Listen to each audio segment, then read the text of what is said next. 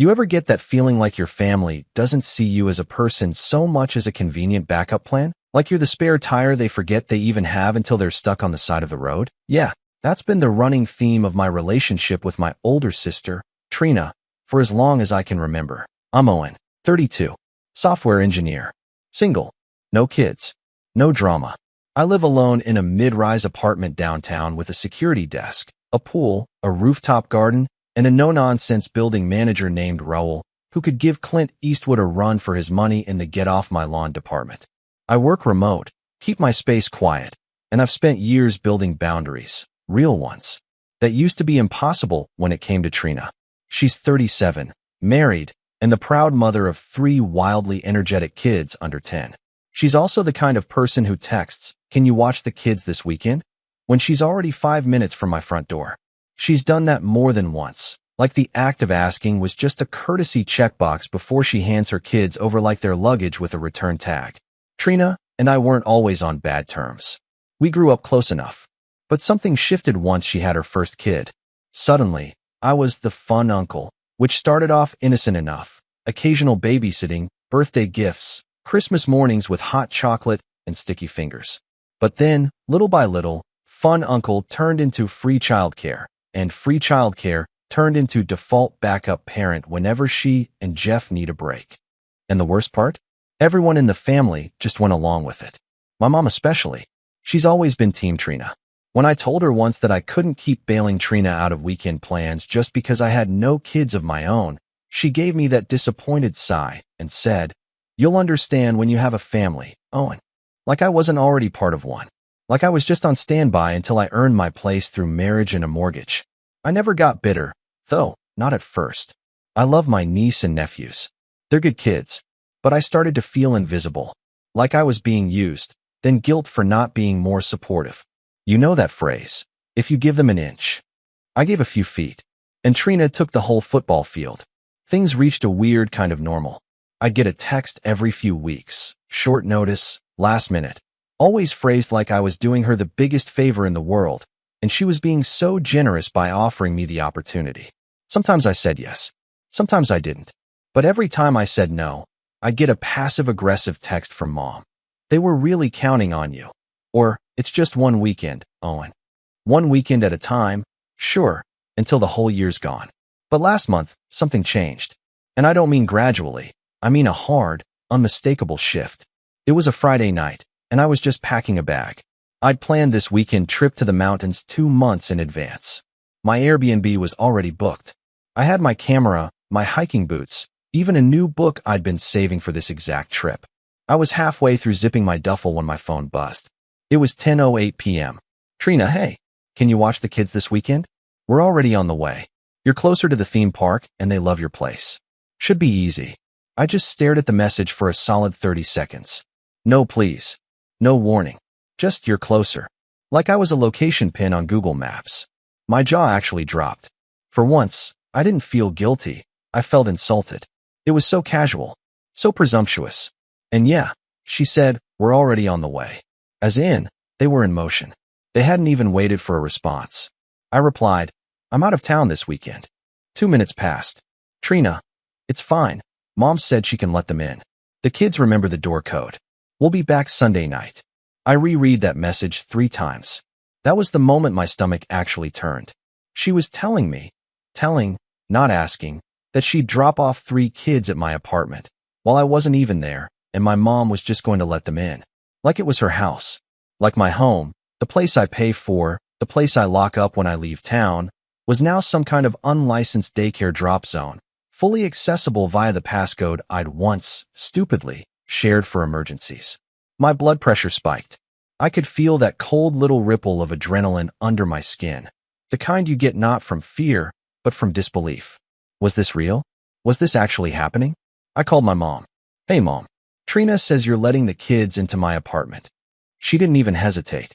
Well, she didn't want to cancel their weekend. The kids were really excited about the water park nearby. "And you said yourself they love your place." "I'm not home," I said slowly. "I'm leaving town." "They're kids, Owen," she replied, like I'd just objected to puppies being happy. "You're not using the apartment this weekend, so what's the harm?" I actually sat down. What's the harm? I don't want people in my apartment when I'm not there. That's the harm. She sighed, that long, weary kind of sigh that always made me feel like a burden growing up. You're overreacting. It's just Trina and the kids. It's family. I didn't say they could come in. I didn't say they could stay. They won't make a mess. You know Trina's responsible. I almost laughed at that part. Mom. No. Do not give them the code. Don't let anyone in. Then maybe you shouldn't have shared it in the first place, she said, her voice icing over. I hung up. Not proud of it. But if I didn't, I might have said something I couldn't take back. So I sat there, staring at the blank wall, letting the silence soak in. And then I stood up, grabbed my phone again, and called Raul at the front desk. Hey Raul, this is Owen in 5C. I need to make a quick update to my guest list. He didn't ask questions. He just said, go ahead. I revoked access for Trina, for Mom, deleted the emergency code entirely, and I left a message with Raul to post at the front desk, in case anyone showed up asking to be let in. All it said was, denied. And the next morning, well, that's where the Raul story begins. I didn't sleep much that night. I tossed and turned in bed, my duffel bag packed and ready at the foot, while my brain just wouldn't shut up. The gall of it, the arrogance, the sheer, mind-numbing entitlement of thinking she could drop her kids off at my place, when I wasn't even there, and just assume my mom would open the door like it was some kind of timeshare. It wasn't even about the kids. It was about control, about how little regard Trina and my mom had for my time, my space, and honestly, my existence outside of being the family utility man.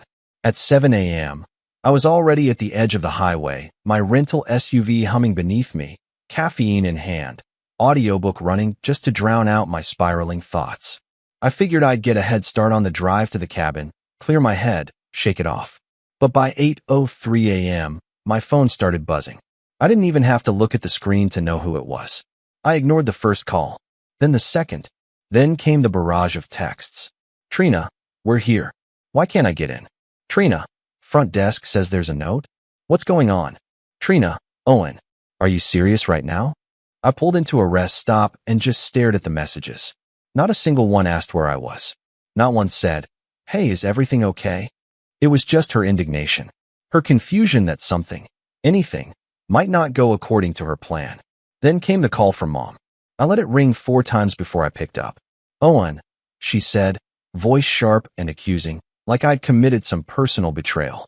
Why would you do this? They're standing out front with luggage, snacks, sleeping bags. The kids are crying. They should go home, I said calmly. They drove an hour and a half. You didn't even tell anyone you were leaving town. Yes, I did, I said. I told Trina. Last night. But you didn't tell me, she snapped. You should have said something. You knew she needed you this weekend. I could have laughed. Mom, needed me for what? To babysit uninvited.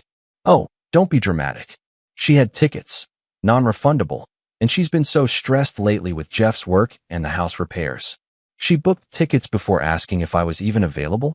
There was a pause, just long enough for the silence to answer for her. I pressed my thumb and forefinger into my temples, trying to steady the pressure building behind my eyes. She didn't plan this around me, I said. She planned this on me. Owen, you're closer. You don't have kids. It just makes sense. There it is, I muttered. What? That line. You don't have kids. Like I'm not busy. Like I don't have a life. Like I exist just to fill in for hers when she needs a break. She went quiet again, but not in a reflective way. Just that stewing silence, the one that always came before the guilt trip. Sure enough. I don't know what's happened to you, she said. You used to be so helpful. I used to let people walk all over me. I don't do that anymore. You're punishing your niece and nephews to prove a point. No, I'm saying no to you and Trina. The kids aren't the problem. You two are. She hung up, and I just sat there, hand frozen on the steering wheel, staring out at the vending machines and payphone and garbage bins like the answers might be printed on them. And that's when I knew this wasn't just about a weekend. It hadn't been for a long time. This was years in the making. Back when Trina first had kids, I was the one who came over and built the cribs. When she and Jeff were still getting on their feet, I was the one who sent extra money so they wouldn't fall behind on daycare payments. One Christmas, I canceled my own travel plans to help when her youngest got the flu. And I never complained. Not once. Because that's what family does, right? But what family doesn't do? is act like you owe them that support, that your time is theirs to schedule, your space is theirs to invade, and your no is just a temporary hurdle before they guilt you into a yes. By the time I reached the cabin, I had 8 missed calls. 5 from Trina, 2 from Mom, and 1 from a number I didn't recognize. I ignored them all. I made a fire, read half a chapter, tried to relax, but the storm wasn't over. Not even close. Because when I finally turned my phone back on that night, the real betrayal hit me square in the chest. It started with a voicemail from my building's manager, Raul. Hey Owen, just following up. Your mother and sister did try to come up again around noon. Security turned them away as you requested, but, well, someone must have shared the door code again. We caught the kids on the security feed trying to punch it in. I've already reset the code entirely. Let me know if you want a formal report. I sat there, staring at the wall. My hands were shaking. She gave them the code again. She'd either written it down or never deleted it. And she gave it to her kids like it was their apartment. Like it didn't matter what I said. Like the word no didn't apply. I texted Raul back. Told him to reset everything. I'd change the locks if I had to. And then I called Trina. She didn't answer. Then, 10 minutes later, she called back. No hello. No apology. I cannot believe you embarrassed me like that in front of my kids, she snapped. You gave them the code, I said quiet. Cold. So what? They've been there a million times. It's not like they don't know where everything is. You had no right. It's my family too, Owen. I needed help. I trusted you. No, you expected me to roll over. Again, they were looking forward to this. And you humiliated me. You humiliated them. They were crying in the car. Good. I said before I could stop myself. Maybe next time they'll ask before they drive over. She went silent for a second, stunned. Then her voice dropped, venomous. You're disgusting. I waited. You don't care about anyone but yourself. That's why you're still alone. That's why you don't have a family. And you never will. She hung up. I just stood there. My chest felt hollow. Like something inside had cracked. I didn't cry. I didn't scream. I just sat back down by the fire and stared into the embers for what felt like hours. Her words were still echoing in my head, but not because they hurt. Not really. No, the pain had passed. Now it was something else.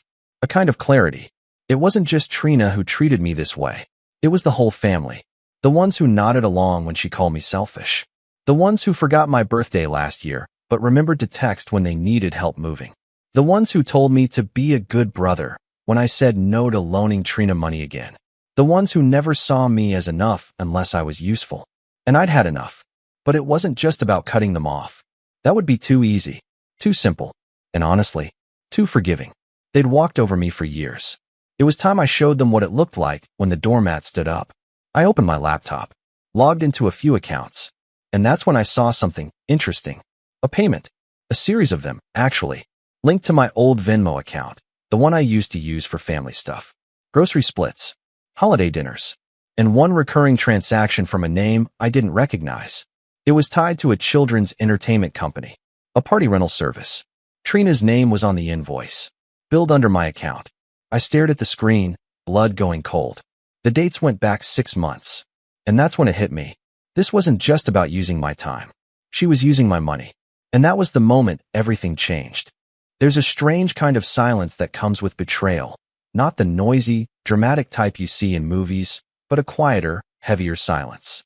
It's the sound of the world continuing on like nothing happened while your insides feel like they've been scooped out with a dull spoon. That's what it felt like sitting in that cabin, staring at the fire, the flickering light reflecting off my laptop screen as Trina's unauthorized charges blinked back at me like a slap I hadn't felt yet. 6 months. 6 months of payments. Different amounts. All just subtle enough to go unnoticed unless you were actively watching. A bouncy castle here. A magician there. Catering. Face painting. One payment even looked like it covered a deposit for a petting zoo. A petting zoo. All processed through an old linked card I hadn't used in ages. My old Visa. The one I kept active just in case of emergencies. Apparently, Trina had decided her emergencies counted too. I sat there frozen. It wasn't just about the money, though that totaled well over $2,000. It was the audacity, the deliberateness. She had to have known, had to have gone into my account, remembered the login, seen that card was still connected, and thought, why not? Owen doesn't check. Owen doesn't mind. Owen won't notice. And the worst part?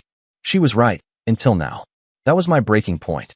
But here's the thing about hitting bottom. It's not just about the fall. It's about what happens after. That long, slow inhale. The moment you look around and think, no one's coming to save me. So I guess I'll have to do it myself. I spent the rest of that weekend at the cabin. No distractions. No notifications. Just me, my laptop, and a notepad I kept scribbling in until the pages curled from all the ink. I made a list of every time they'd used me. Every small favor that had slowly eroded into obligation. Every birthday I'd spent helping. Every holiday I'd hosted without thanks. Every dollar I never asked to be paid back. I wrote it all down. Not out of bitterness, but clarity. Because you can't set boundaries unless you know where the line used to be. When I got home Sunday night, my building was quiet. Raul gave me a nod from the desk, like he already knew everything. I thanked him for stepping in and gave him a small envelope with a Starbucks card and a handwritten note. Thanks for guarding my castle. He smiled. Raul never smiled. That was my first small win. Then I got to work. First, I locked down every financial account I had. New logins. Two-factor authentication. Old credit card shredded. Venmo disconnected. Bank called. Charges disputed. They raised a flag on all of them. Said I might need to file a police report if it turned out a family member had done it. I told them I'd get back to them. Part of me still didn't want to believe it had gone that far. Next came the digital purge. Shared Netflix account? Gone. The one they used with my email, with my name still as the primary profile? Deleted. Hulu? Disney Plus? Amazon Prime? All mine. All canceled or locked. I didn't send a warning. Just waited. It took less than 24 hours for the group chat to light up. Trina, did you change the Netflix password? The kids were watching Encanto. Mom, I can't get into Amazon. Did you cancel our login? No, please. No, hey, just checking. Just outrage. I ignored them. Instead, I poured my energy into something else, myself. I'd been coasting for too long. Work was comfortable but uninspired. I'd been turning down promotions because I didn't want the stress. But something in me had changed. I wanted focus, control, a life where I got to choose who had access, not just to my apartment, but to me. So I started saying yes, to myself. I signed up for a UX design course I'd been eyeing for months, but always put off because something might come up. Started waking up earlier, cooking real meals, reading again, not just news headlines or Reddit threads, but books. I joined a small gym in the neighborhood that wasn't crowded and didn't have that hyper-aggressive vibe. I wasn't trying to become a fitness influencer. I just wanted to feel good. And slowly I did. The first time I said no after that weekend, it wasn't to Trina. It was to a coworker who asked if I could cover his shift on a Sunday for a thing he didn't want to explain. I almost typed sure out of habit. Then I stopped, took a breath, and replied, can't this weekend. Hope it goes well. He just said, no worries. That was it. No explosion. No manipulation. Just respect. It was like discovering a cheat code. The second time, it was Mom. She texted me midweek asking if I could swing by Trina's to help Jeff install a new security cam system. I replied, can't. I've got plans. She didn't respond. But she didn't push either. It felt like maybe she was starting to realize I wasn't bluffing anymore. That Friday, I came home to a letter under my door. Handwritten. No envelope. It was from Trina. The note was short, but not sweet. I don't know who you think you are lately, but this isn't you. You've changed. And not in a good way. You used to be dependable. Now you're just cold. The kids miss you. I hope you're happy. I read it once. Then again. Then I folded it neatly and dropped it in the trash.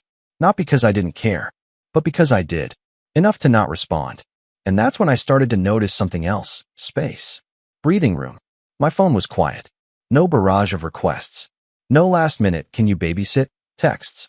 It was like they didn't know how to engage with me if I wasn't immediately available. And that silence? That glorious, guilt-free silence. It was better than any apology. I filled that silence with things that made me better. I started freelancing on the side, small design gigs that sharpened my creativity. I invested in a new camera and started taking weekend photography trips, sometimes just around the city, sometimes out in the countryside. I shared a few photos online, got a modest following. It wasn't about becoming famous. It was about owning my time. And then came the email. From a startup in Austin I'd connected with a year ago. They were looking for a new lead product designer. Remote first. Flexible hours. Big creative freedom. Great pay.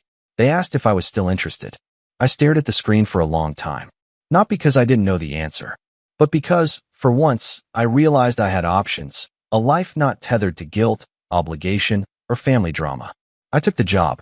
Didn't even tell anyone until weeks later. Not out of spite, but because I didn't know them a play-by-play.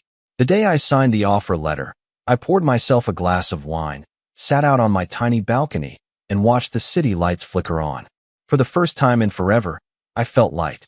Like I'd been carrying around this invisible backpack of expectations for years and finally dropped it off somewhere and forgot to pick it up.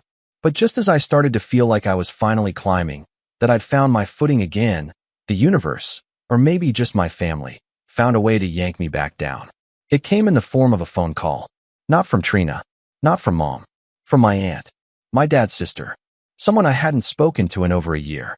"Hey, Owen," she said, her voice careful, almost rehearsed. "Listen, I hate to be the one to tell you this, but there's something going around the family. Something you should probably know." She hesitated, then continued. "Trina's been telling people you stole money from her." My heart sank.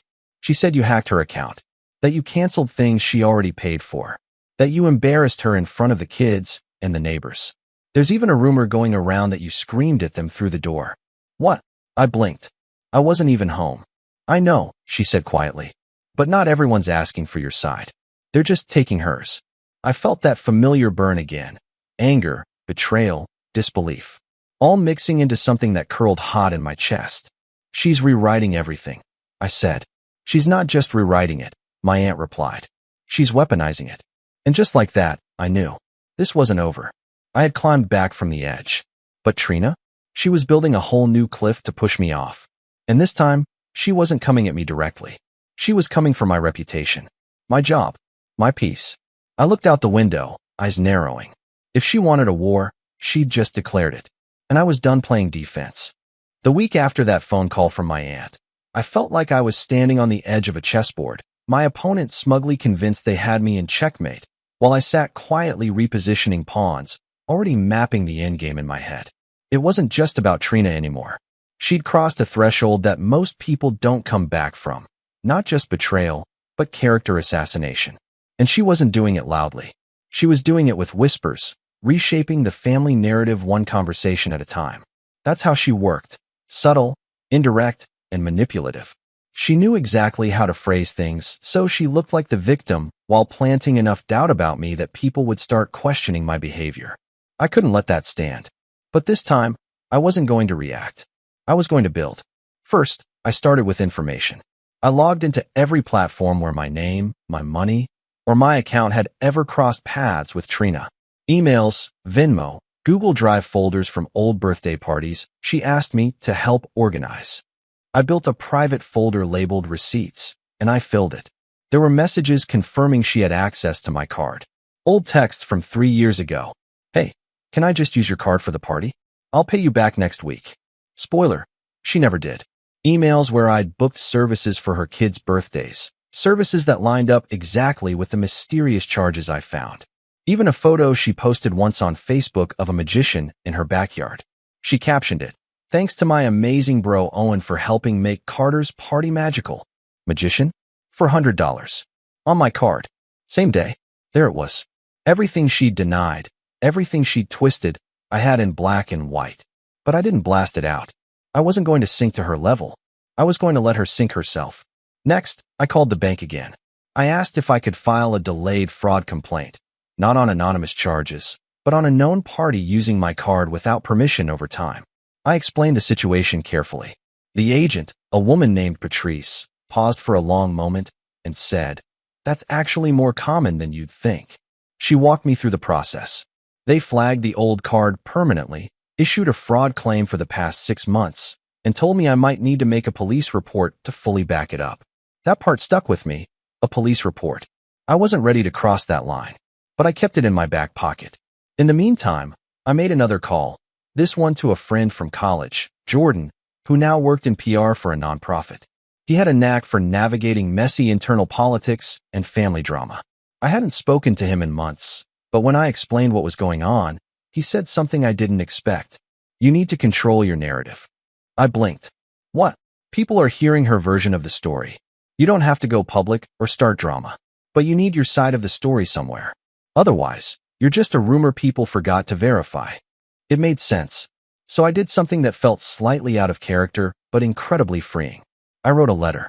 Not to Trina, not to my mom, to the family. An email, written carefully, with no anger, no caps lock, no accusations. Just facts. Plain and neutral. I explained how I discovered the unauthorized charges, how I'd reached out privately to address them, how I'd been ignored, then attacked. I attached screenshots, timelines, invoices, old messages, just enough to be undeniable. Then I ended it with this. I know some of you may have heard things about me lately. I won't try to control what people believe. I just want you to have my side, backed by facts. I love this family, but I won't tolerate being lied about or used. I hope you understand why I've stepped back. If you want to talk, I'm here.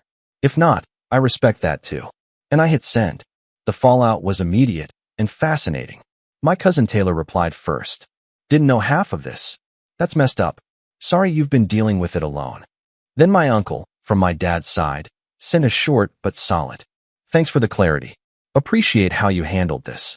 Even my grandma, who barely knows how to use her iPad, left me a voicemail. I just want you to know, sweetheart, I believe you. And I love you. Don't let them make you feel small. But there was no reply from Trina. Not one word. Instead, 3 days later, I got a text from Mom. You really had to send that email?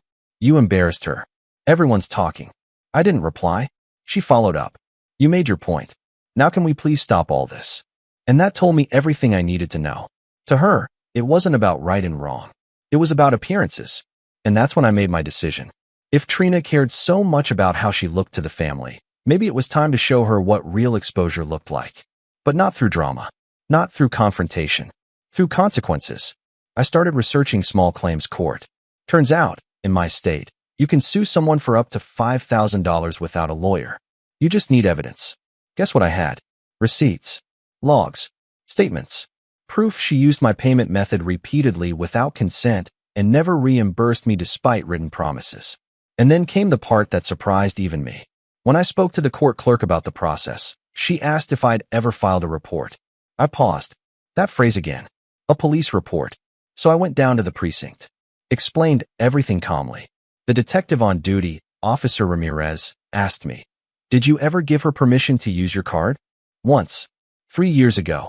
She asked to use it for a birthday party. I never authorized anything after that. He nodded. It's murky, but if she kept using it without asking, and there's a pattern, you might have a case for financial abuse or unauthorized access. Especially since it was for her personal gain. He handed me a form.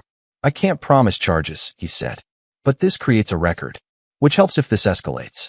I filled it out. Not out of revenge, but out of principle. Because this time, I wasn't going to disappear quietly. I wasn't just rebuilding my life. I was reclaiming respect. And the final piece? A letter. Handwritten. To Trina. I know what you did. I gave you trust. You used it. Then you lied. You told people I was unstable, that I stole from you, that I embarrassed your kids. The truth is, I protected myself, for once. And I won't apologize for that. I've filed a formal dispute. I've submitted a report. If you want to resolve this like adults, I'm open to a conversation, with documentation, not excuses. If not, I'll let the court sort it out. I'm done cleaning up after your chaos. Owen. I didn't mail it. Not yet. But it's sitting in a stamped envelope in my drawer. Waiting. Because the moment she makes her next move, I'll make mine. And this time, she won't see it coming. By the time I sent the letter, everything was already in motion. I waited until Monday morning. I wanted it to land when Trina would be least prepared. School drop-off chaos. Coffee still brewing. Probably juggling a toddler on one hip and a missing sneaker in the other.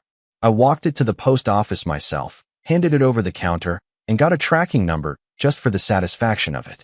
I wanted confirmation that it was received, that she held it in her hands, that she read it. But by then, she already knew something was coming. She just didn't know how much. See, I hadn't just filed the small claims paperwork. I'd done my homework. I didn't want just a win, I wanted clarity. I wanted the truth to stand tall, undeniable, so no amount of family spin or guilt-shaming could blur it. So I filed a request with my bank and got an official notarized document itemizing every fraudulent transaction tied to my old Visa card. It took 10 days, but it was worth the wait. Every date, every vendor, every amount, all in clean black and white. Then, I requested the email logs from Venmo and PayPal, where Trina had accidentally used my email for personal purchases. Turned out she had used my login for 3 of her own purchases, including that infamous petting zoo party. Screenshots were taken. Statements compiled. I made a binder. Yeah, a binder. I also printed the text messages she'd sent over the years. Dozens of "can you cover this?" messages. Most without a clear yes from me. Some with follow-ups she'd never responded to. And best of all, a message from 3 years ago that said, "Thanks again for letting me use your card for Carter's birthday. You're a lifesaver." The next payment after that message? 6 months later. No approval. No heads up. Just silence and spending. It took me a while to see it for what it was. Not just misuse. Entitlement. She believed I owed her. But I don't owe her anything. Once the court date was finalized, I didn't say a word. Not to her. Not to Mom. Not to anyone. I just waited. The email confirmation hit my inbox on a Wednesday. Small claims court hearing, confirmed. April 12th, room 206. 10 a.m. The next morning, I got a call from my mom. I didn't answer. Then came the voicemail. "Owen, Trina's upset. She said she got a notice about some hearing. She's saying you're trying to sue her. Please call me back. Let's not do this. It's gone too far. Too far." They always say that after the damage is done. I didn't respond. I let the silence speak. 3 days later, I got another call. Not from Mom. From Trina herself. This time, I answered. She didn't scream. She didn't cry. She was cold. Controlled. "Are you really doing this?" "I already did," I said. "You're dragging this into court. You want to humiliate me. I want accountability. You could have just talked to me." I didn't laugh. I didn't need to. I tried. For years. There was a pause. Then, in a lower voice.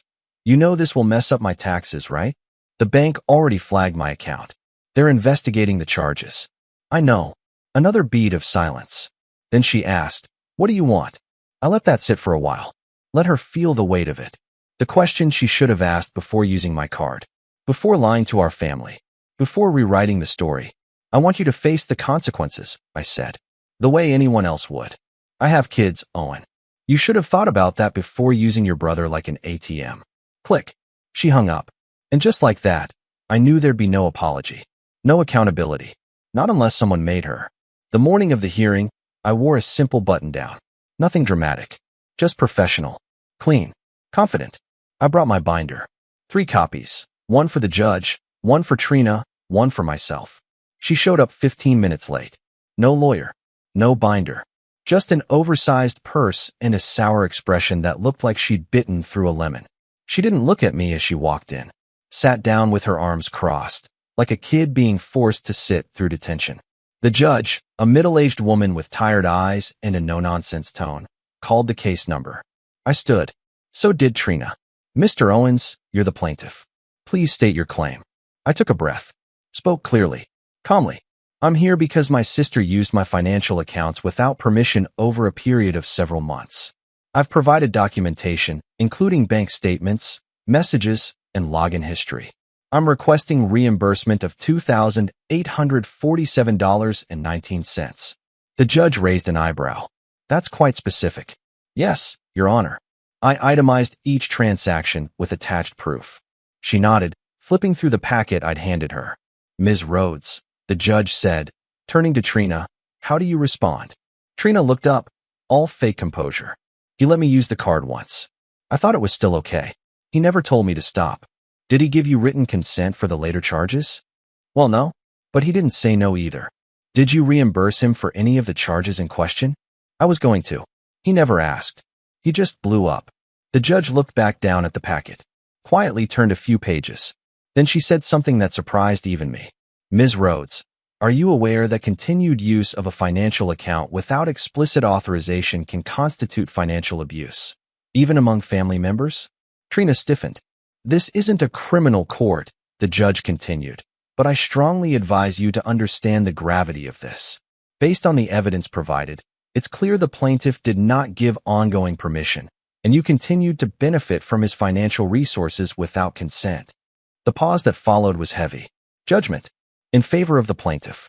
Full reimbursement of $2,847.19 is ordered to be paid within 30 days. Bang of the gavel. And just like that, it was over. Trina stormed out. Didn't look back. She didn't even try to speak to me. But I didn't need her to. Because something shifted after that. The money came, barely on time, and only after I sent a formal warning, but it arrived. A check. No note. I deposited it, then closed the old bank account entirely. New cards. New logins. Fresh start. And the family? Some stayed quiet. Others reached out. Taylor, my cousin, sent a text. You did the right thing. Took guts. My grandma sent cookies. My mom. She didn't speak to me for 2 weeks. When she finally called, it was cautious. I still think it didn't need to go that far, she said. I let her talk. Then I said, it wouldn't have. If anyone had listened when I said no. She didn't argue. Just exhaled. I hope you're doing okay. I am, I said. And I meant it. Because for the first time in years, I was living on my terms. No more guilt texts. No more last-minute babysitting.